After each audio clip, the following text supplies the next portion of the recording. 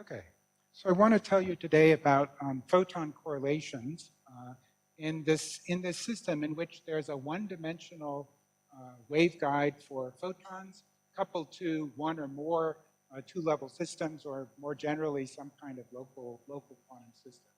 And this is work done at Duke University with two current students, Liu Fang and Xin Zheng, and also mentioned some work from a former student, Huazhu Zheng.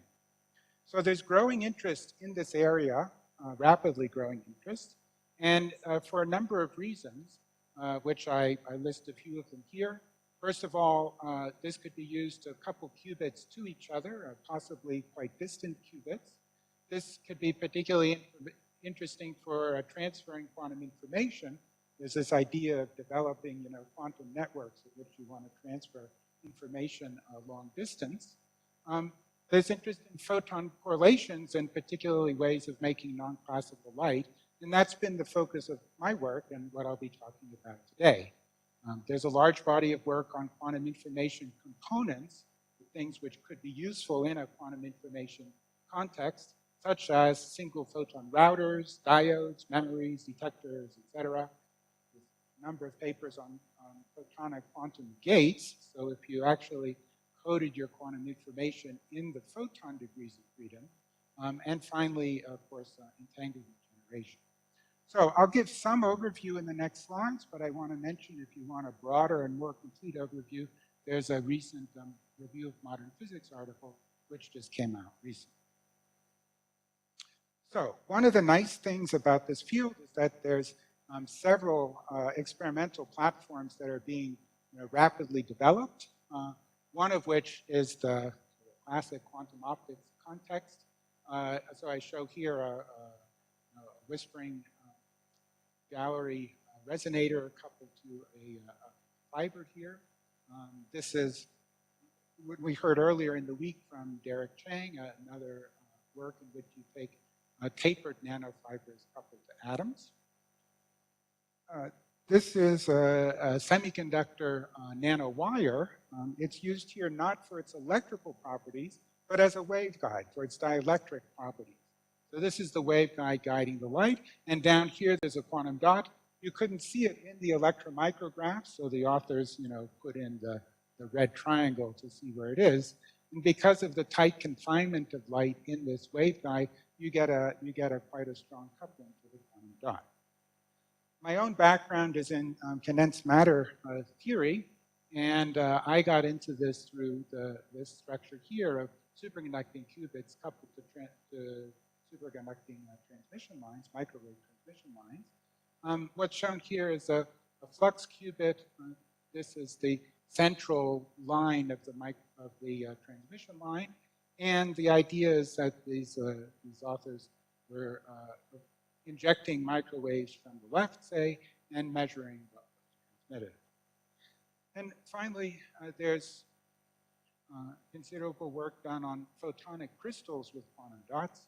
So if you take a dielectric medium and make a crystal, holes in it like this, so you can make a band gap in the material, then if you cut a trench in that, you take out your crystal in a certain line here, you get a very nice waveguide which tightly couples the light. Quantum dots can be grown in the material, so again you have very tight, you have very good coupling to the dot. Okay, so let's just talk about a basic model for this. So suppose I have a two-level system and it's in its excited state, it's emitting, it's going to spontaneously decay. Back button. We want to be in a situation where the decay gamma into the waveguide modes is much bigger than any decay gamma prime into other non-waveguide modes.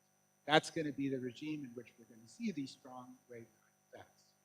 Here's the basic model. We have a continuum of bosons moving to the right and moving to the left. We take a linearized dispersion. Suppose you have a two-level system. Here it is with some possible loss. And it's coupled to the right and the left going photons in the same way, equally coupled to the right and to the left I'm using a model here with the rotating wave approximation. So the number of excitations is conserved, and in particular, there's no condo effects today. So this is a good point to acknowledge some of the other people working in the area.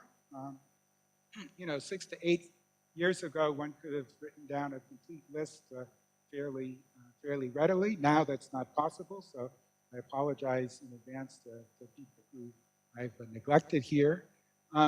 Several people working in this area are attending the workshop. I particularly want to recognize Vladimir Yutsin, who did very early work in 1983 to 84 on this subject, 20 years before anybody else. Okay, so what do we want to do? Let's start by looking at what the photon states look like. And one of our main approaches is simply to find the scattering wave function for these systems. So we can start out with, you can do this explicitly for one two-level system coupled to your waveguide. We can start out in the one excitation sector. So our wave function will have two parts. There's the photon, and there's the possibility of exciting my two-level system. And if you put that into the Schrodinger equation, you match the wave functions, you very readily come out with the solution. It's almost at the level of a graduate quantum course problem, and you find some transmission amplitude like this. Now we go to the two-photon sector. There's two possibilities. The two photons can be in the waveguide, the two-level system in the ground state, or I can have the two-level system excited and one photon in the waveguide. You proceed just like before, and you find that the matching conditions are much harder to satisfy than before. And in fact, there's no kind of simple plane wave solution which would make this consistent. Nonetheless, you persevere, you find the solution, and it has this structure. So the two-photon wave function, in particular, since I'm interested in what's being scattered out, this part of the wave function that I'll be concentrating on, it has one part which is simply the product of the one photon sector. Right? That's natural, right? This is the elastic scattering, and it's simply a product wave function. Because they're bosons, you have to symmetrize, but still, it's basically this. But then there's another part, and it has this structure. In particular, it has an exponential decay in the relative coordinate, right? That's the correlation between the two photons that is generated by the two-level system. And the strength of that correlation is given by the strength of the coupling of the two-level system to the waveguide. So we want to be, of course, in the regime where that coupling is as strong as possible so that the photons are scattered, are correlated as strongly as possible. Now, if you think about this in Fourier transform space rather than real space, you'll see that this corresponds to a range of energies, a range of k values, and it corresponds to inelastic scattering of the photons. So there's this very tight connection then between inelastic scattering of the photons and the photon correlation. So you can see explicitly this in the wave function. So for instance, let's look at the two-photon state. Just express it in terms of frequency, and we'll look at the amplitude, say, for the transmitted photon. So the case in which there's two photons transmitted, and here's just the probability density as a function of the two wave vectors. With respect to 0 is the input wave vector, which is exactly at resonance for my single two-level system. And you can see indeed this big correlation, and as you would expect, since there's total energy conservation, the density has to lie on this line.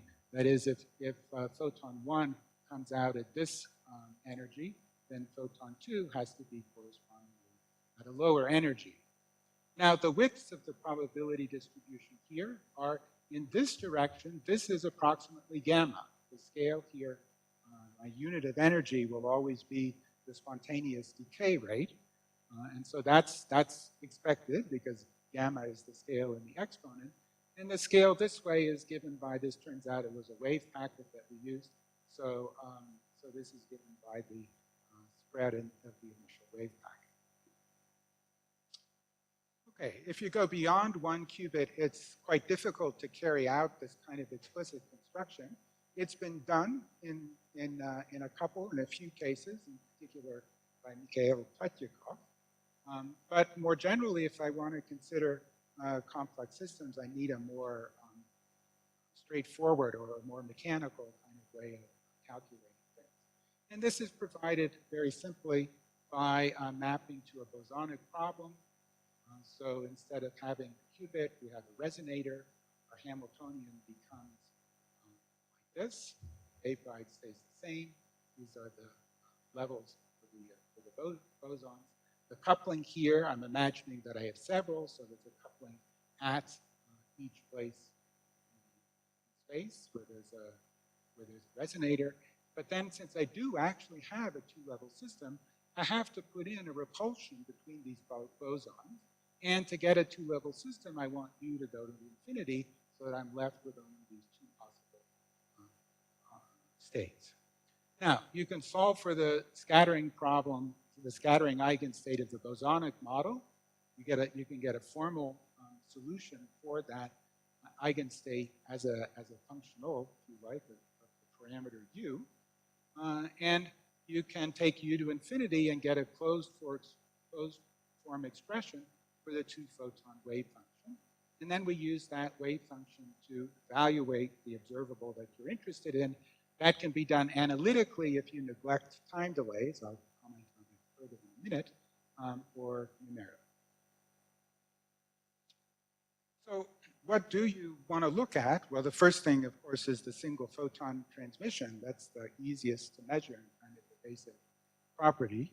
So as an example, here I have my waveguide with two identical two-level systems, and you can work out the single-photon wave functions and then the transmission amplitude like so. Now, the poles of this transmission amplitude are going to play an important role. And here, notice that there's an infinite number because of this phase factor here. However, we can make an approximation if the distance between, if the separation between the two qubits is small, then I will approximate this phase factor by a phase factor where this is the energy, the wave vector, corresponding to the qubit transition frequency. And this corresponds to neglecting the time delay. That is, neglecting the fact that the actual travel of the phase that the photon actually acquires depends on its actual k vector, how it travels. So this is akin, if you like, to a kind of Markovian approximation. And its validity is such that this is the range of validity. The product of the decay rate and the length between the two qubits should be much less than 1. That will tell you then that the phase difference, or the difference between these two, is small. So once we've made that approximation, then there's only two poles, and we can write them down like so. Okay, another interesting quantity to look like is the power spectrum, of course. The power spectrum is simply the energy of the photons that are coming out. And since there's inelastic scattering, that will have some spread and potentially interesting structure. So here's the definition of the power spectrum. It's the correlation of the amplitudes Fourier transform. Now, this will, of course, have a delta function in it coming from the elastic scattering. I remove that. We'll be only looking at the inelastic part. And a quantity that's interesting is the total inelastic scattering coming from the system, so integrating this over frequency. So here, for example, is the total inelastic scattering from that case of the two qubits coupled to the two identical qubits coupled to the waveguide. and it has a structure like this. The notation here is right going and left going, so this is the transmitted, this is the inelastic power that's transmitted. The brown lines here are the poles of the transmission, and you can see, quite naturally that the inelastic power is peaked at the poles of the transmission amplitude. Finally, note here the scale.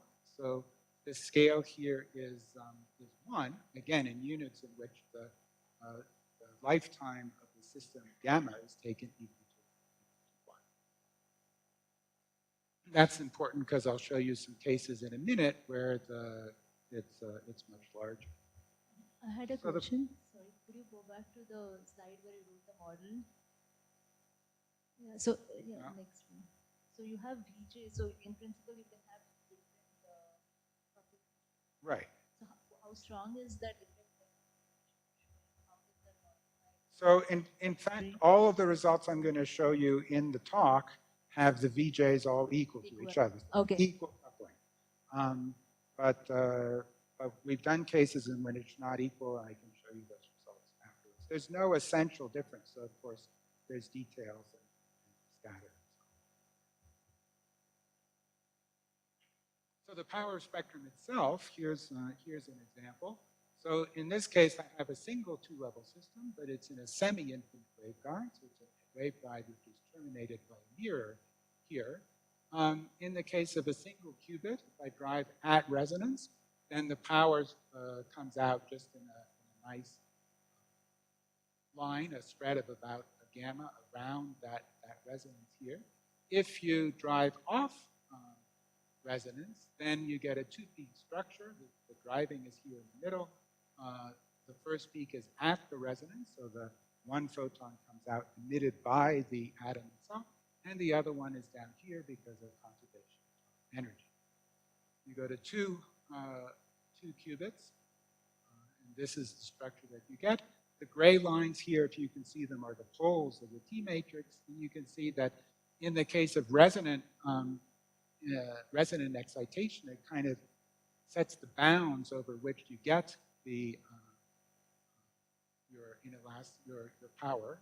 And in the case of off-resonant excitation, so the excitation is here, the peaks are at, again, the poles of the transmission amplitude with corresponding peaks because of conservation of energy at lower energies.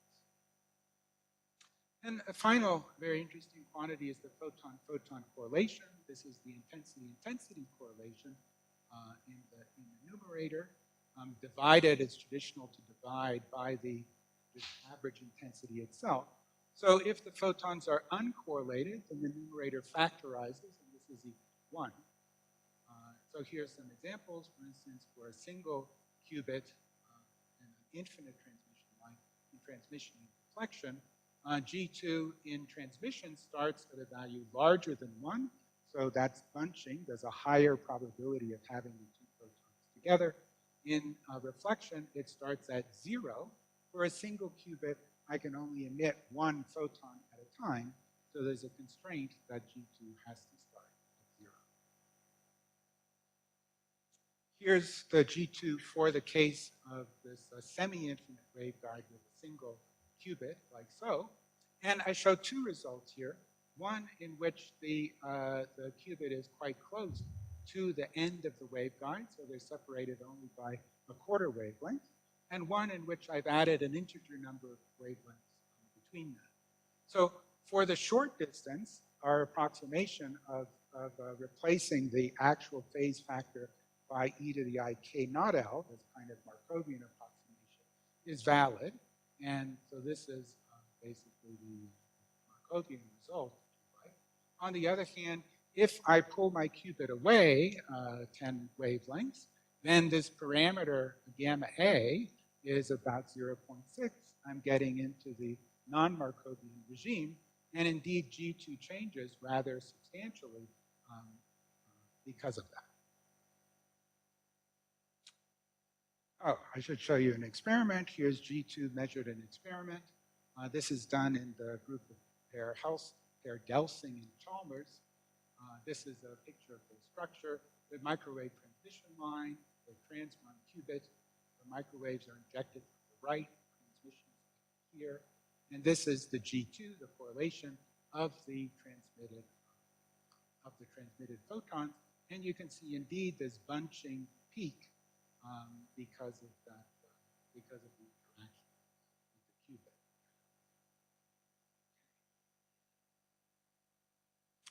Okay, so now to the specific things that I want to discuss. There's two.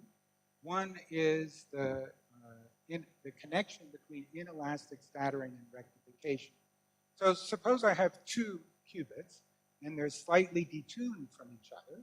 So in principle, I have a left-right, I do have a left-right asymmetry, and so in principle, I could have the transmission coefficient for light injected from the left be different from the transmission coefficient if I inject light from the right, and that then would be called rectification.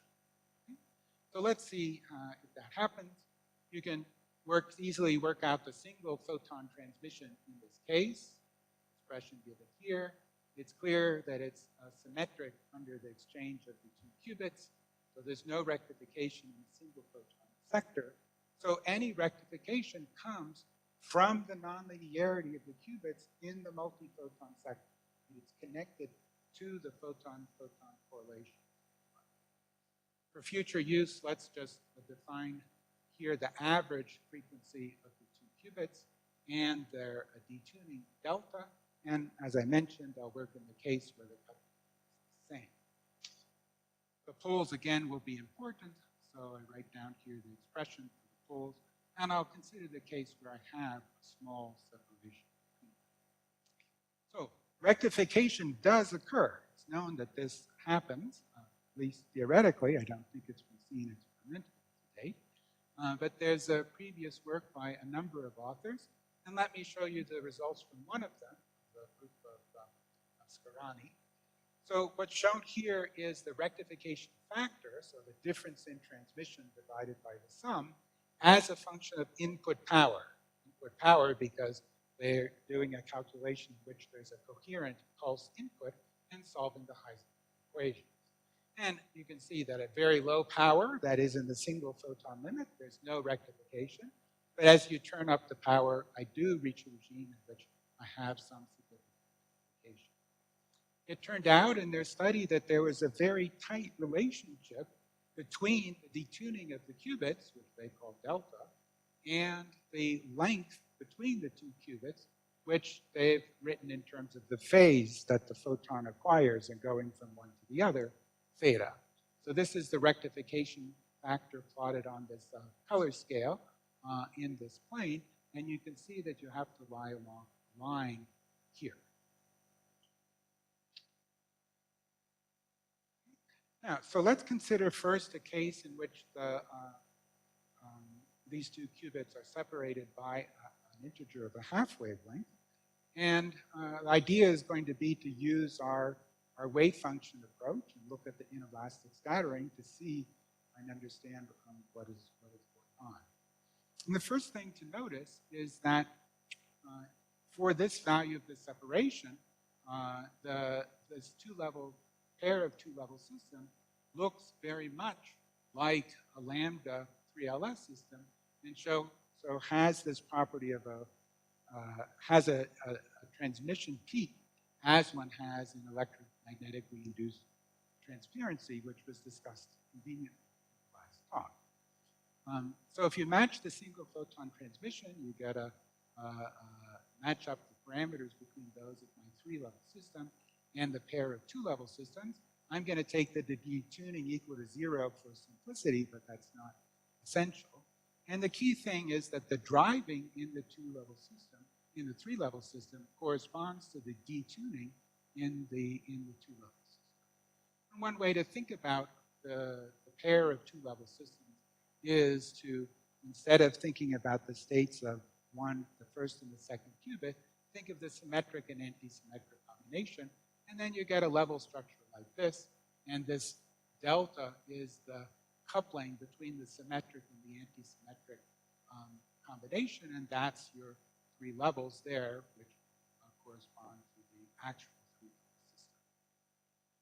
Okay, so this is also true, it turns out, we show, in the 2 excitation sector, so that at least for low photon numbers, this pair of detuned to 2LS acts like a lambda 3LS. So let's look at some of the properties. The transmission is shown on the left with 0 detuning and detuning some fraction of gamma. And on the right, this is the total inelastic flux. And you can see in the transmission here with a non-zero detuning that indeed you get this very narrow peak of transmission, like in EIT. And at that peak of transmission, the total inelastic scattering is 0. So this is a case then in which the 2-level systems are really decoupled from the waveguide. The system is truly transparent. The transmission is 1. There's no correlations among the photons. Everything is, and there's no inelastic scattering. Now, note in addition, so, 2 things to note. First of all, the scale here, right? So the scale here is about 10. Remember, previously it was 1. So by going to this detuned case, I have increased the amount of inelastic scattering by an order of magnitude. I've increased the photon correlation effects substantially. On the other hand, everything is still symmetric. You can see it here in terms of the frequencies, but you can also look at it in terms of switching the qubits. Everything's symmetric. There's no rectification, and so we need to move on.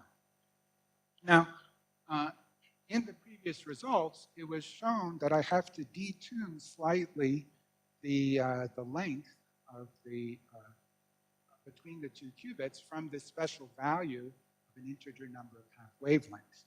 And taking that idea, what we realized is that if you do that, you're going to have one of the poles which is very slightly off the real axis.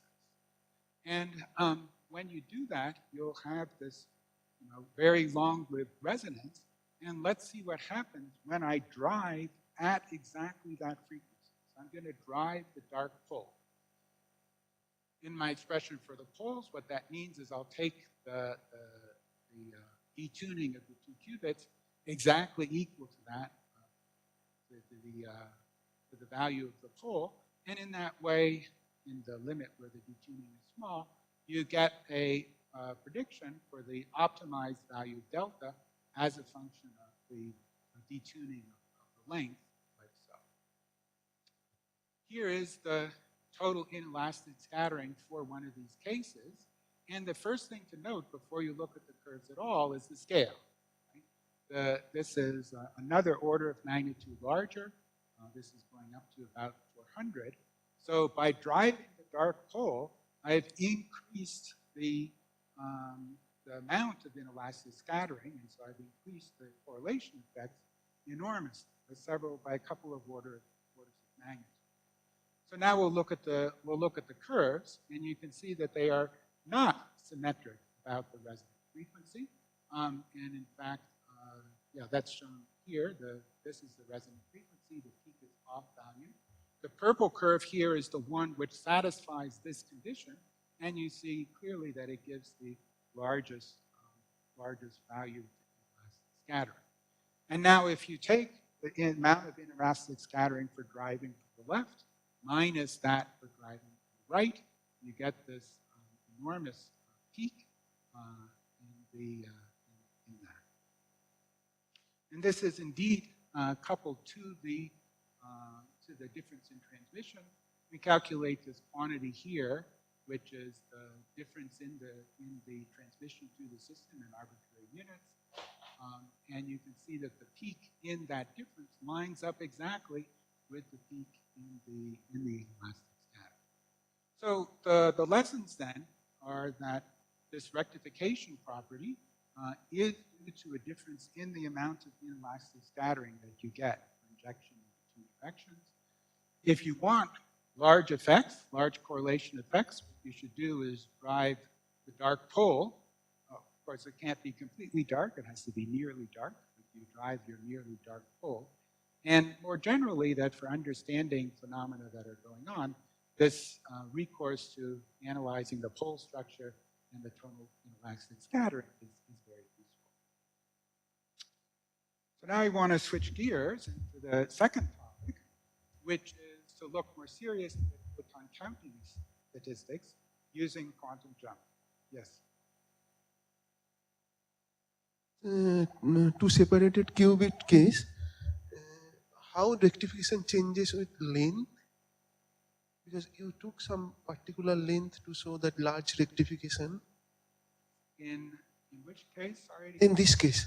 This case? Yeah. Okay. So, so here, what I'm showing, for instance, is so that the green curve is the one which is optimal. The yellow curve is the one for which I've kept the geometry the same, but my detuning of the two qubits is not optimal.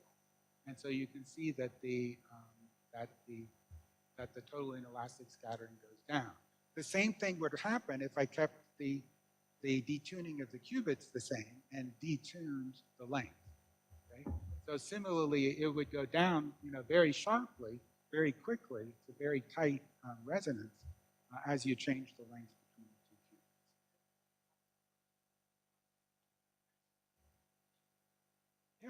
Yeah, there's an optimal length at which you have maximum, which is given by the formula that I gave here. The detuning and the length have to be related in this way in order to maximize. Do you know what is the maximum rectification available? So, right. So I see what you mean. Yeah.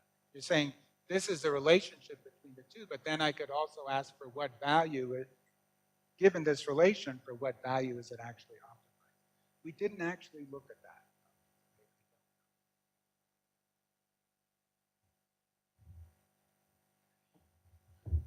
So, photon correlations are usually discussed, as I have, in terms of this second-order photon-photon correlation function.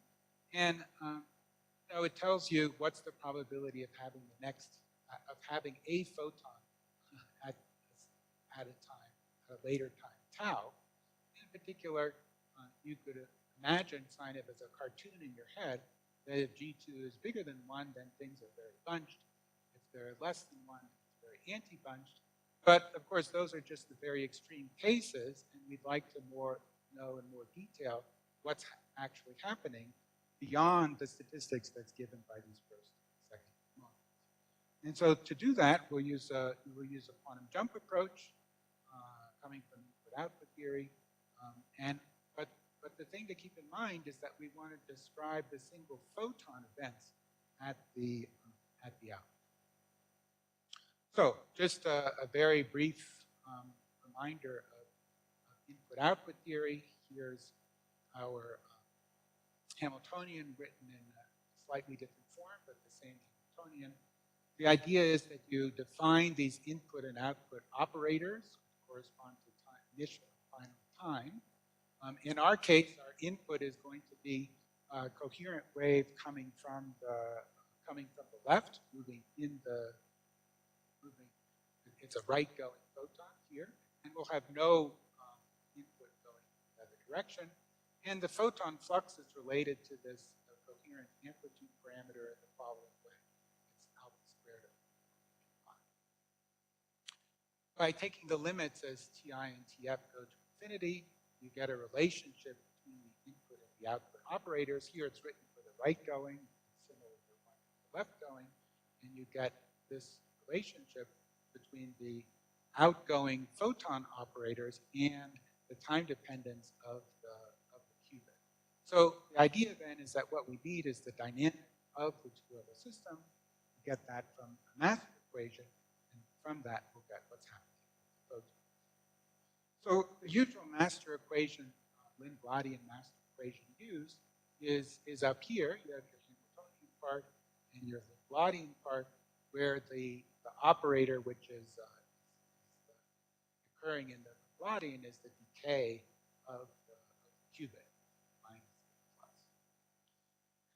But we have a choice here, right? And the choice has to do with this coherent drive. In the usual form, you put the coherent drive into the Hamiltonian part. Your jump operators are simply the qubit operators. And then when you do the quantum jump simulation, the jumps in your trajectories correspond to what's happening to the qubit. That's not what we want. We want to know what's happening to the photons. And so we make a little bit of a different choice in which our jump operator includes the coherent part into it so that we can capture the interference between the input state and the qubit state. You see, a jump in the qubit doesn't necessarily correspond to a photon because the light emitted by the qubit there is going to interfere with the radiation that's going straight through. And so using these jump operators, we get a different master equation, which is completely equivalent to the previous one, where you see the coherent state part has changed in the Hamiltonian in order to compensate for the fact that I've included it in the jump operators. So here, of course, I've written the equations for a single qubit, but the generalization to two qubits is straightforward. And this kind of modification of the jump operator is known of theory of detection. So what do we get? Oh, I should just say, so now that I have a master equation, then you do this stochastic sort of Monte Carlo solution of the master equation, as discussed previously also, to get these quantum trajectories. And of course, if you average over a bunch of quantum trajectories, then you get the reduced density matrix, which is the solution of the master equation. But you can also look at each quantum trajectory as you go along, and that's a possible realization of the system, pure state. So here we go. What I'm monitoring here is the excited state population as a function of time, excited state population of one qubit. And you can see the Hamiltonian part, which are these nice smooth rises. Then there's jumps. The jumps correspond to photons. And depending on whether it's a jump caused by JR or J left, I know whether it's a transmitted photon or a reflected photon. And so I get an actual time series of where the photons are occurring in the transmitted and reflected channel. And so then, of course, I can do any kind of statistics that I want on that. Now, while the excited state population, two things. First of all, one very unusual thing here is that I have jumps which go up. Usually when you do a quantum jump simulation, you're always jumping down. But here, there are cases in which one jumps up. And that's because I've included the coherent field into the jump operator. So there's a back action of the onto the qubit of the fact that I've detected a photon. And that's what's represented by a jump up here.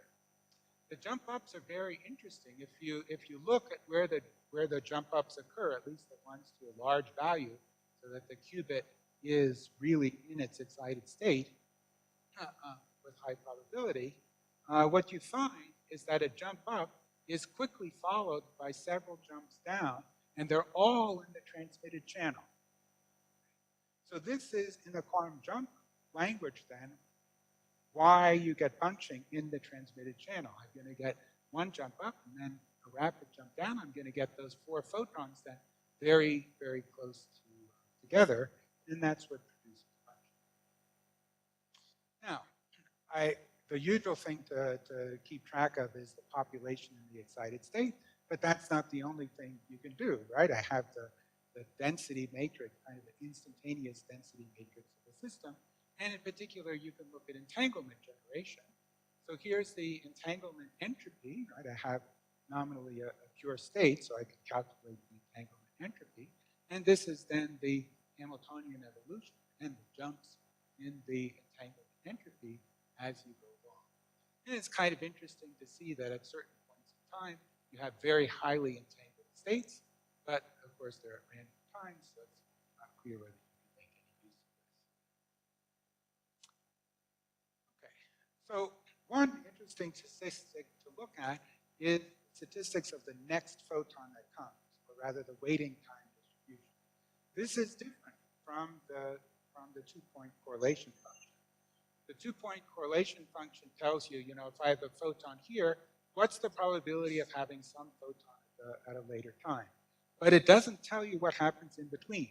Right? The next photon statistics tells you, you know, when that next one comes. What's the statistics of this time interval, T1?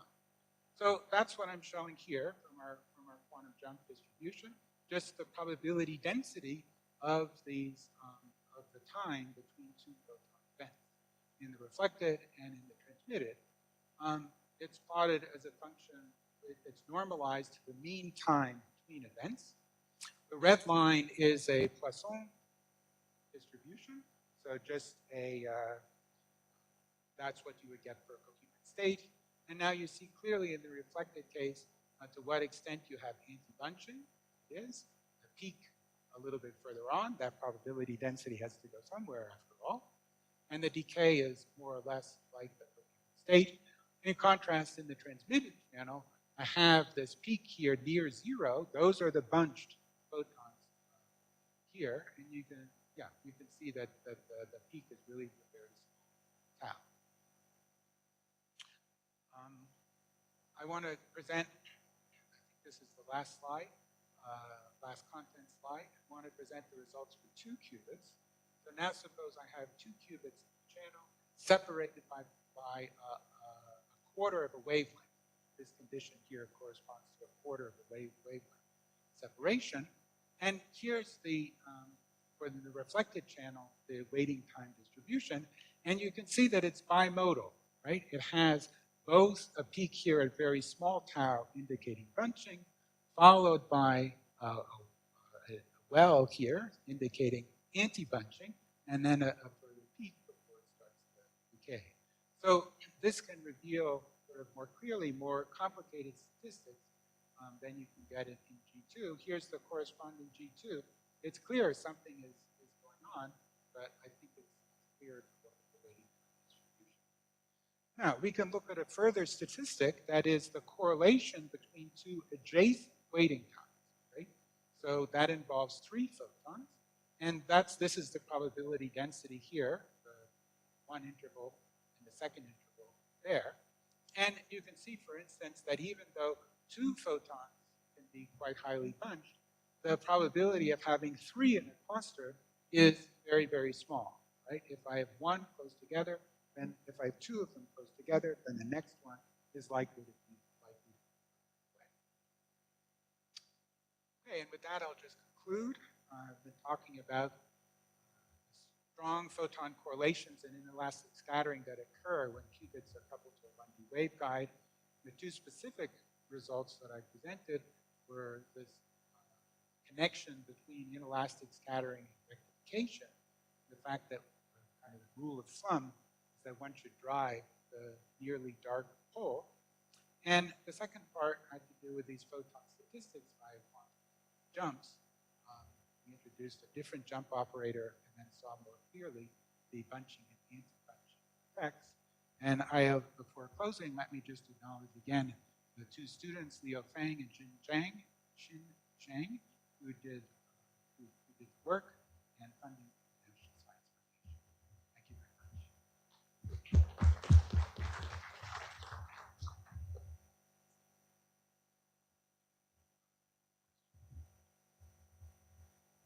So if I understood correctly, you did not consider pure dephasing, is that right? Pure dephasing of your 2-level systems? That's a good point. I did not consider pure dephasing. This is Is there reason to believe that that wouldn't possibly lead to qualitatively different results?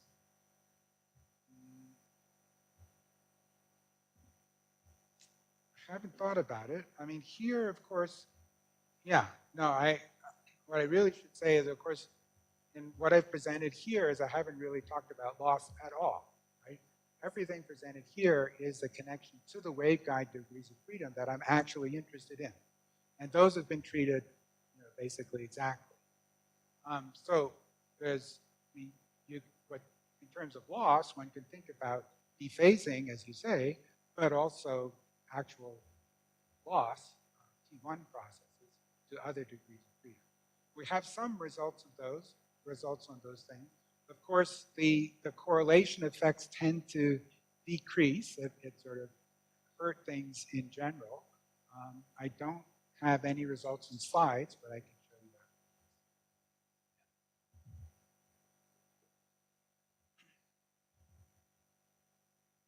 that. So I have two questions. One is when you drive this to get this rectification, is there is there a chance that the two-level approximation might break down because of the drive? Like so higher that, levels that might has to do then with what kind of qubit that you're using. So it's true here that I've neglected any other levels, and I'm assuming I have a two-level system, which is those levels are very. And the other thing is, you showed some entanglement plot. So I did not get like entanglement between what and what measure of entanglement did you? It's the entanglement between the qubits. Remember, in the simulation, what you're simulating is rho of S, right? So the rho of the qubit, in this case, of the two qubits. So this is the entanglement between qubit 1 and qubit 2 because of the applied. But what measure of entanglement is this? This is just the entanglement entropy. But I mean, I think, but this was, there was a master equation describing this, right? Yes. So again, when you solve the master equation by quantum jumps, what you're producing basically is a trajectory which is a pure state. When I average over the trajectories, then I get this reduced density matrix. But for each trajectory that I'm going along, I have a pure state density matrix, and I can calculate the entanglement.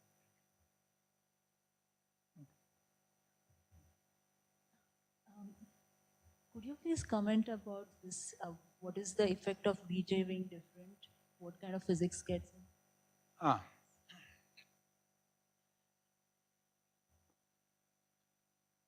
Say anything generally.